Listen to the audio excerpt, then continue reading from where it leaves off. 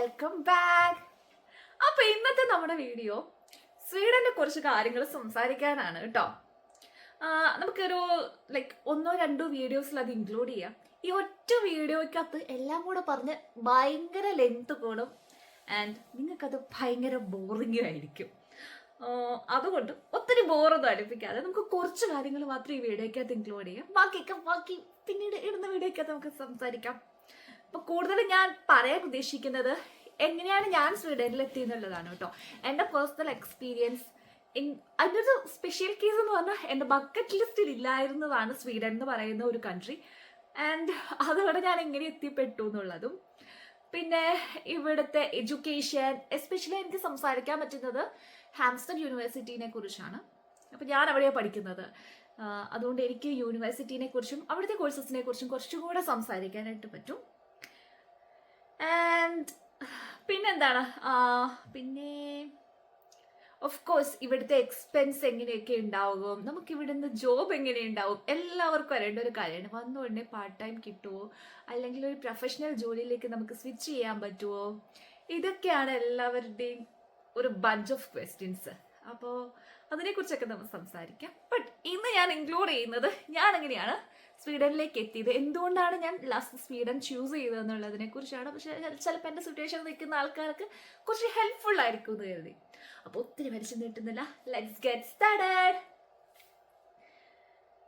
അപ്പോൾ ഞാൻ എൻ്റെ മാരേജ് കഴിഞ്ഞിട്ട് ഞാൻ ടെക്നോ പാർക്കിൽ ഒരു കമ്പനിയിൽ വർക്ക് ചെയ്യുമായിരുന്നു, ഡെവലപ്പറായിട്ട് വർക്ക് ചെയ്യുമായിരുന്നു. അതുപോലെ എൻ്റെ ഹസ്ബൻഡ് ജർമ്മനിയിലായിരുന്നു. അപ്പം ഈ കല്യാണം കഴിഞ്ഞ സമയത്ത് എല്ലാവരും ചോദിക്കുമായിരുന്നു, എന്താ ജർമ്മനിക്ക് പോകുന്നത്, എപ്പോഴാ ജർമ്മനിക്ക് പോകുന്നത്, ഇങ്ങനത്തെ കുറേ ക്വസ്റ്റ്യൻസ് ഫേസ് ചെയ്തു. അപ്പോൾ എൻ്റെ ഹസ്ബൻഡിന് ഓൾറെഡി ജർമ്മനിയിൽ നിൽക്കാൻ വലിയ താല്പര്യമൊന്നുമില്ലായിരുന്നു. സോ ഒരു 5 കൊല്ലമായിട്ട് അവിടെ ഉണ്ടായിരുന്നു. അതുകൊണ്ട് പുള്ളിക്ക് അവിടെ നിന്ന് വരണമെന്നുണ്ടായിരുന്നു. അതിട്ട് നമുക്ക് വേറൊരു കൺട്രിയിലേക്ക് പോകാമെന്നായിരുന്നു ഞങ്ങളുടെ ഒരു ഡിസിഷൻ. അപ്പം ആര് ചോദിച്ചാലും ഞാൻ പറയും നോ, ഞാൻ ജർമ്മനിയിലേക്ക് പോകുന്നില്ല. അപ്പം എല്ലാവരും ചോദിക്കും റീസൺ എന്താണ്, അതൊന്നും ഇല്ല, നമുക്കിപ്പോൾ പറയാൻ പറ്റില്ലല്ലോ.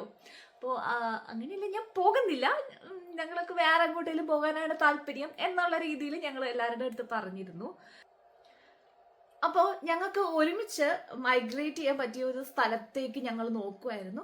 അപ്പോൾ എല്ലായിടത്തും തന്നെ ഐൽസ് ഭയങ്കര നിർബന്ധമാണ് എവിടെ പോകണമെന്നുണ്ടെങ്കിലും. അപ്പോൾ ഞാൻ എൻ്റെ വർക്കിൻ്റെ കൂടെ ഐൽസിൻ്റെ ഒരു കോച്ചിങ്ങിൽ ചേർന്നു, ഓൺലൈനായിട്ട്. പിന്നെ കുറേയൊക്കെ തന്നെയൊക്കെ ഇരുന്ന് പഠിച്ച് ഐൽസ് ക്രാക്ക് ചെയ്തു. അതിനുശേഷം ഏത് കൺട്രിയിലേക്ക് പോകണമെന്നായിരുന്നു നമ്മളുടേത്. നമുക്ക് പ്രൈമറി ആയിട്ട് അങ്ങനെ ഓസ്ട്രേലിയ, ന്യൂസിലൻഡ് ഒക്കെ ഞങ്ങൾക്ക് ഭയങ്കര ഇഷ്ടമായിരുന്നു. പക്ഷെ അതൊട്ടും ബഡ്ജറ്റ് ഫ്രണ്ട്ലി ഇല്ലായിരുന്നു നമുക്ക്. അതുകൊണ്ട് നമ്മൾ അത് ഡ്രോപ്പ് ചെയ്യുമായിരുന്നു. നമുക്ക് പക്ഷെ കാനഡ, UK പോകാൻ വലിയ താല്പര്യമൊന്നുമില്ല, എല്ലാവരും അങ്ങോട്ടല്ലേ പോകുന്നത്, അതുകൊണ്ട് നമ്മൾ അങ്ങോട്ട് പോകണം. അങ്ങനെയൊക്കെയായിരുന്നു നമ്മളുടെ ഒരു ചിന്ത. നമുക്ക് ഫസ്റ്റ് പ്രയോറിറ്റി എന്താണെന്ന് അറിയാമോ, നമുക്ക് സ്പൗസ് വിസ കിട്ടുന്ന ഒരു കൺട്രി വേണം എന്നതായിരുന്നു. അപ്പോൾ വരുന്ന കുറേ പേർക്ക് കാണും ഫസ്റ്റ് പ്രയോറിറ്റി സ്പൗസ് വിസ ഉള്ളതായിരിക്കണം. അങ്ങനെ നമ്മൾ ശരി എന്നാൽ കാനഡയ്ക്ക് പോകാതെ തീരുമാനിച്ചു. 2023 ലാസ്റ്റ് ഒക്കെ എത്തിയപ്പോഴത്തേക്ക് നമ്മൾ തീരുമാനിച്ചു let's go to Canada. And അവിടെ എനിക്ക് ഇഷ്ടമുള്ള ഒരു കോഴ്സ് ഉണ്ടായിരുന്നു, ഒരു IT and project management related രണ്ടും കൂടെ മിക്സപ്പ് ചെയ്തൊരു കോഴ്സ് ഉണ്ടായിരുന്നു. അത് ഞാൻ ഭയങ്കര ഇൻട്രസ്റ്റഡ് ആയിരുന്നു. അപ്പോൾ ആ കോഴ്സ് എടുത്തു ആൻഡ് എനിക്ക് അതിന് അഡ്മിഷൻ കിട്ടി. ആൻഡ് നമ്മളൊരു ഫസ്റ്റ് ടേമിൻ്റെ ഒരു ഡെപ്പോസിറ്റ് നാട്ടിലൊരു 1 lakh അല്ല, ഒരു 1.5 lakhs അടുത്ത് നമ്മൾ ഫീസ് അടച്ചു. ആൻഡ് മീൻ വൈൽ ഡിസംബർ 1 എൻ്റെ ഞാൻ വർക്ക് ചെയ്തിരുന്ന കമ്പനിയിൽ ഞാൻ റെസിഗ്നേഷൻ ഇട്ടു. ആ സെയിം ടൈമിൽ തന്നെ എൻ്റെ ഹസ്ബൻഡ് ജർമ്മനിയിലെ വിസ ക്യാൻസൽ ചെയ്യാനുള്ള എല്ലാ പരിപാടിയും നടത്തി. ആൻഡ് എല്ലാം ഗുഡ് ടു ഗോ ആണ്. ഇനി ഹസ്ബൻഡ് നമ്മൾ മെയിൽ കാനഡയ്ക്ക് പോകാമെന്നാണ് കരുതിയത് കേട്ടോ. അപ്പം മെയിൽ പോകാന്ന് വെച്ചാൽ ഒരു ജാനുവരി, ഫെബ്രുവരി ആകുമ്പം ഞാൻ എൻ്റെ ജോലി കഴിയും, ഹസ്ബൻഡും തിരിച്ചിട്ട് പിന്നെ 2 മാസം നാട്ടിലടിച്ച് കുളിക്കണു, നേരെ കാനഡയ്ക്ക് പോകുന്നു. ഇതൊക്കെയായിരുന്നു ഞങ്ങളുടെ പ്ലാൻ. അപ്പോൾ അൺഫോർച്ചുനേറ്റ്ലി എന്ന് പറയാമല്ലോ, അല്ലെങ്കിൽ ദൈവത്തിൻ്റെ തീരുമാനമാണോ എന്ന് അറിയത്തില്ല, ഞങ്ങൾ ഇതെല്ലാം ചെയ്ത് കഴിഞ്ഞപ്പോഴത്തേക്കാണ് നമുക്കൊരു ഭയങ്കര സാഡസ്റ്റ് ആയിട്ടുള്ള ഒരു ഇൻസിഡൻറ്റ് നടന്നത്. ഇൻസിഡൻ്റ് അല്ല, ഒരു റൂള് വന്നു കാനഡയ്ക്ക്. നമുക്ക് ഇതുപോലെ ഇനി സ്പൗസിനെ കൊണ്ടുപോകാൻ പറ്റില്ല സ്റ്റുഡൻസിന്. ഞാൻ എടുത്ത കോഴ്സിന് ഒന്നും കൊണ്ടുപോകാൻ പറ്റില്ല. നമ്മൾ കോമൺലി ഇവിടുന്ന് എല്ലാവരും പോകുന്ന ടൈപ്പ് ഓഫ് കോഴ്സസിനൊന്നും നമുക്ക് സ്പൗസിനെ കൊണ്ടുപോകാൻ പറ്റില്ല എന്ന് പറഞ്ഞു. വി വർ ലൈക്ക് ഓക്കെ, അപ്പം നല്ലൊരു പണിയാണ് നമുക്ക് കിട്ടിയത്. നമ്മൾ എന്താ ചെയ്യേണ്ടതെന്ന് നമുക്ക് അറിയത്തില്ല കേട്ടോ. ടോട്ടലി കൺഫ്യൂസ്ഡ് ആയിരുന്നു. അപ്പോൾ ഈ ഏജൻസിയിലെ ആൻറ്റി വന്നിട്ട്, മോളെ ഒന്നുകൊണ്ടും പേടിക്കണ്ട, നമുക്ക് അടുത്ത കൺട്രി നോക്കാം. അങ്ങനെയാണ് അവർ ഫസ്റ്റ് ആൻഡ് ലാസ്റ്റ് ഓപ്ഷൻ ആയിട്ട് അവർ പറഞ്ഞത് സ്വീഡനാണ്. ബാക്കി എല്ലാ കൺട്രീസിന്റെ ഓൾമോസ്റ്റ് പ്രോസസ്സിംഗ് ഒക്കെ സ്റ്റാർട്ട് ചെയ്ത് തുടങ്ങി. നമ്മൾ ഭയങ്കര ലേറ്റ് ആയി പോയി, നമ്മൾ കാനഡയെ പ്രതീക്ഷിച്ചെത്തിട്ട്. വേറെ ഓപ്ഷൻ ഇല്ല, അതുകൊണ്ട് സ്വീഡൻ പോകാം എന്ന് ഞങ്ങൾ കരുതി. അങ്ങനെയാണ് എൻ്റെ ബക്കറ്റ് ലിസ്റ്റ് ഇല്ലാത്തൊരു കൺട്രി ആയ സ്വീഡനെ കുറിച്ച് ഞാൻ കേൾക്കുന്നതും അന്വേഷിക്കുന്നതും എല്ലാം കേട്ടോ. അപ്പം ഞാൻ കൂടുതൽ സ്വീഡനെ കുറിച്ച് അന്വേഷിച്ചപ്പം ഹാപ്പിനെസ് റേറ്റ് ഉണ്ട്, പിന്നെ കുറച്ച് PR ഫ്രണ്ട്ലി ആണ്, എല്ലാവരും പറയുന്ന കുറേ റീസൺസ് ഞാനും കേട്ടു. പിന്നെ മെയിനായിട്ട് എൻ്റെ കാര്യം ഇതൊന്നും അല്ലായിരുന്നു, എനിക്ക് സ്പൗസ് വിസ വേണമായിരുന്നു. അതുപോലെ ജോലിയും പോയി, ഹസ്ബൻഡും നാട്ടിൽ നിന്ന് ജർമ്മനിയിൽ നിന്ന് പോന്നു. അപ്പം നമുക്ക് പോണം, നമുക്കിനി വേറൊരു ഓപ്ഷൻ ഇല്ല. അങ്ങനെ നമ്മൾ ഫൈനലി ഡിസൈഡ് ചെയ്ത കൺട്രി ആയിരുന്നു സ്വീഡൻ. ഇതായിരുന്നു എൻ്റെ പേഴ്സണലി ഉള്ള വൈ സ്വീഡൻ. അത് എൻ്റെ കാര്യത്തിൽ ഇതായിരുന്നു കേട്ടോ റീസൺ. ഇത് മാത്രമായിരുന്നു റീസൺ. ആൻഡ് കുറേയും കൂടെ സ്വീഡനെ കുറിച്ച് അന്വേഷിച്ചപ്പം നല്ല കൺട്രി തന്നെ, നല്ല ലൈഫ് സ്റ്റൈലും നല്ല ആൾക്കാരും ഒക്കെ ഉള്ള ഒരു അടിപൊളി കൺട്രി. അതിവിടെ വന്നു കഴിഞ്ഞിട്ട് എനിക്ക് അങ്ങനെയാണ് തോന്നിയത്, നല്ല കൺട്രിയാണിത്. അപ്പോൾ അതാണ്. അത് കഴിഞ്ഞ് ഞങ്ങൾ അതിൻ്റെ പ്രോസസ്സിങ് സ്റ്റാർട്ട് ചെയ്തു. ദെൻ എനിക്ക് പറ്റിയൊരു അബദ്ധമുണ്ട്, അത് ഞാൻ പറയാം. പ്രോസസ്സിങ് സ്റ്റാർട്ട് ചെയ്തപ്പോഴത്തേക്കും നമുക്കെല്ലാം ഫുൾ ഏജൻസി ത്രൂ ആണ് നമ്മൾ ചെയ്തത്. കാരണം നമ്മളൊരു പാനിക് സിറ്റുവേഷനിലായിരുന്നു. അതുകൊണ്ട് കൂടുതൽ അന്വേഷിക്കാനോ പെറുക്കാനോ അല്ലെ എങ്ങനെ തന്നെ ആപ്ലിക്കേഷൻ മൂവ് ചെയ്യാമെന്നുള്ളത് ഞങ്ങൾ ചിന്തിച്ചില്ല. ഞങ്ങൾ ഏജൻസിക്ക് എല്ലാം വിട്ടുകൊടുത്തു. അവർ തന്ന കുറച്ച് കോഴ്സസ് മാത്രമേ നമുക്ക് ഓപ്ഷൻ്റെ അകത്തുള്ളായിരുന്നു. മേ ബി അത് ലേറ്റ് ആണ്, ഞങ്ങൾ കുറച്ച് ആപ്ലിക്കേഷൻ വെക്കാൻ ലേറ്റ് ആയിട്ടുണ്ട്. അപ്പോൾ ഓൾമോസ്റ്റ് എല്ലാ കോളേജസിൻ്റെയും ആപ്ലിക്കേഷൻ ഡേറ്റ്സ് ഒക്കെ കഴിഞ്ഞിട്ടുണ്ട്. അപ്പം നമുക്ക് കുറച്ച് ഒരു 3-4 യൂണിവേഴ്സിറ്റീസ് മാത്രമേ നമുക്ക് ഓപ്ഷനിൽ ഉണ്ടായിരുന്നുള്ളൂ. പക്ഷേ ഇതിനെക്കുറിച്ച് സ്വീഡനിലേക്ക് ഞങ്ങൾ വരും എന്ന് നേരത്തെ തീരുമാനിച്ചിട്ടുള്ള ആൾക്കാരാണെങ്കിൽ നമുക്ക് ഒരുപാട് കോഴ്സസും ഒരുപാട് അടിപൊളി യൂണിവേഴ്സിറ്റീസും ഇവിടെ ഉണ്ട് കേട്ടോ. അപ്പം എഡ്യൂക്കേഷൻ എന്ന പർപ്പസിലേക്ക് നിങ്ങൾ വരുവാണ്, എനിക്ക് ആ ഒരു കോഴ്സ് വേണം, അതായിരിക്കണം എൻ്റെ കോഴ്സ്, അങ്ങനെയൊക്കെ കുറേ മൈൻഡ് സെറ്റായിട്ട് വരുന്ന ആൾക്കാർ തന്നെ ആപ്ലിക്കേഷൻ മൂവ് ചെയ്യാൻ നോക്കുക എന്ന് ഞാൻ പറയത്തുള്ളൂ. കാരണം ഏജൻസി തരുന്ന ബണ്ടിൽ ഓഫ് യൂണിവേഴ്സിറ്റീസിൽ നമുക്ക് വേണ്ട കോഴ്സോ നമ്മൾ എക്സ്പെക്ട് ചെയ്യുന്ന രീതിയിലോ അല്ലായിരിക്കും. അവർ തരുന്ന ഒരു ഓപ്ഷനിൽ നിന്ന് നമ്മൾ പിക്ക് ചെയ്യുക എന്നുള്ളതാണ് അതിൻ്റെ ഒരു കാര്യം. ബട്ട് അത് ഞാൻ അതിനകത്ത് പിക്ക് ചെയ്താണ് വന്നത്. പക്ഷേ ഞാൻ പറഞ്ഞിരുന്നല്ലോ, എനിക്കൊരു IT ആൻഡ് ഒരു പ്രൊജക്ട് മാനേജ്മെന്റ് ഫീൽഡിലേക്കായിരുന്നു താല്പര്യം. പക്ഷേ എന്നോട് ഏജൻസി പറഞ്ഞത്, ഞാൻ ഇലക്ട്രോണിക്സ് ആൻഡ് എഞ്ചിനീയറിംഗ് ആണ്, കമ്മ്യൂണിക്കേഷനിലാണ് കഴിഞ്ഞത് ബിടെക്. അപ്പോൾ എനിക്ക് എൻ്റെ ആ കോഴ്സ് റിലേറ്റഡ് ആയിട്ടുള്ള ഏതെങ്കിലും കോഴ്സ് വെച്ചാലേ വിസ റിജക്ഷൻ ഇല്ലാണ്ട് ഇരിക്കത്തുള്ളൂ. So it's better you choose something related to ആ കോഴ്സ്. അപ്പോൾ ഫൈനലി ഞാൻ ഹാംസ്റ്റഡ് യൂണിവേഴ്സിറ്റിയിൽ IT, അതുപോലെ എംബഡഡ് ആൻഡ് ഇന്റലിജൻസ് സിസ്റ്റംസ് വെച്ചു. അതുപോലെ വെസ്റ്റ് യൂണിവേഴ്സിറ്റിയിലെ റോബോട്ടിക്സ് വെച്ചിട്ടുണ്ടായിരുന്നു, ആർട്ടിഫിഷ്യൽ ഇന്റലിജൻസിൻ്റെയും വെച്ചിട്ടുണ്ടായിരുന്നു. ആൻഡ് എനിക്ക് വേറൊരു കണ്ടീഷൻ ഉണ്ടായിരുന്നത്, എനിക്ക് 2 ഇയർ കോഴ്സ് തന്നെ വേണമെന്നായിരുന്നു. എനിക്കൊരു 1 ഇയർ കോഴ്സിനോട് താല്പര്യമില്ല. കാരണം അത്രയും ഒരു ടൈം ഗ്യാപ്പ് നമുക്ക് കിട്ടും. ലൈക്ക് ഞാൻ സ്പൗസുമായിട്ട് വരുന്നതാണ്.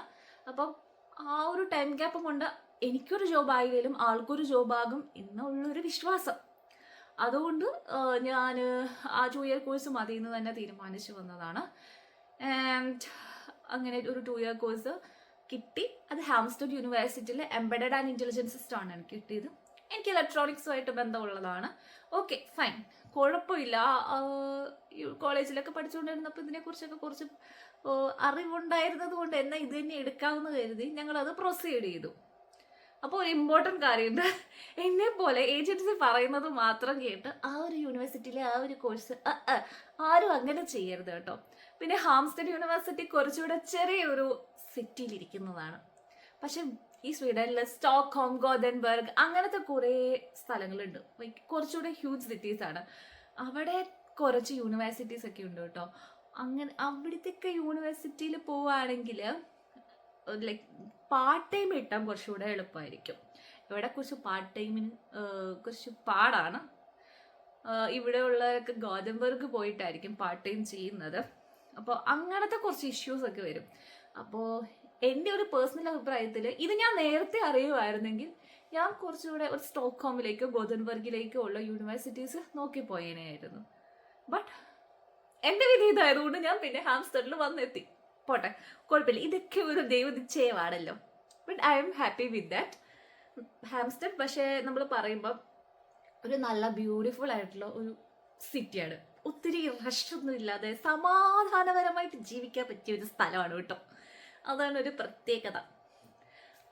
ഓക്കെ, അപ്പം അതാണ് നമ്മളുടെ ഒരു സിനേരിയോ എന്ന് പറയുന്നത്.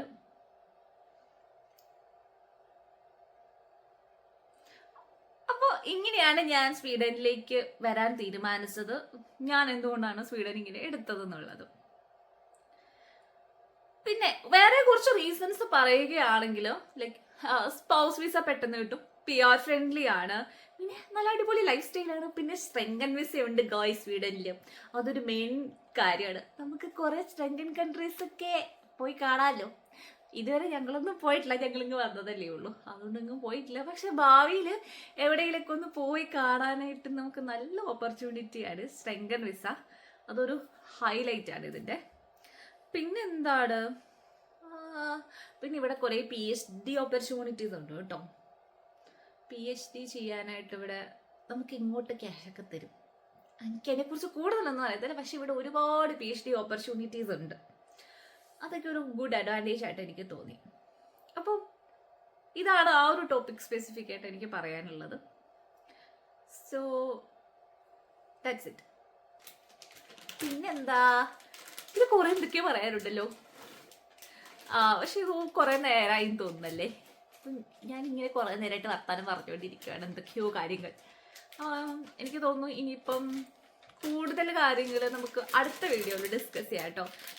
ജോബിൻ്റെ കാര്യം, ഇവിടുത്തെ സിറ്റിസൺഷിപ്പ്, PR, പിന്നെന്താണ് കോഴ്സ് റിലേറ്റഡ് കൂടുതൽ എക്സ്പ്ലനേഷൻ, ലൈക്ക് എംബഡഡ് IT കോഴ്സസിനെ കുറിച്ചൊക്കെ കുറച്ചുകൂടി എക്സ്പ്ലനേഷൻ വേണമെന്നുണ്ടെങ്കിൽ, അല്ലെങ്കിൽ വേറെ ഏതെങ്കിലും കോഴ്സിനെ കുറിച്ചൊക്കെ അറിയണമെന്നുണ്ടെങ്കിലും ഓക്കെ, അതൊക്കെ നമുക്ക് അടുത്ത വീഡിയോയിൽ ഡിസ്കസ് ചെയ്യാം കേട്ടോ. ഇത്ര നേരം ഞാൻ കിടന്ന് വളവള എന്തൊക്കെയോ പറഞ്ഞു. നിങ്ങൾക്ക് എന്തെങ്കിലുമൊക്കെ ഇതും കൊണ്ട് ഒരു ബെനിഫിറ്റ് ഉണ്ടാകുമെന്ന് ഞാൻ കരുതുന്നു. അപ്പം ശരി എന്നാ. അപ്പോൾ ഇതിൻ്റെ ബാലൻസ് ആയിട്ടുള്ള വീഡിയോ ആയിട്ട് ഞാൻ ഉടനെ വരാം കേട്ടോ. അപ്പോൾ അടുത്ത വീഡിയോ ആയിട്ട് കാണുന്നത് വരെ ഇറ്റ്സ് ബൈ ഫ്രം റീനു.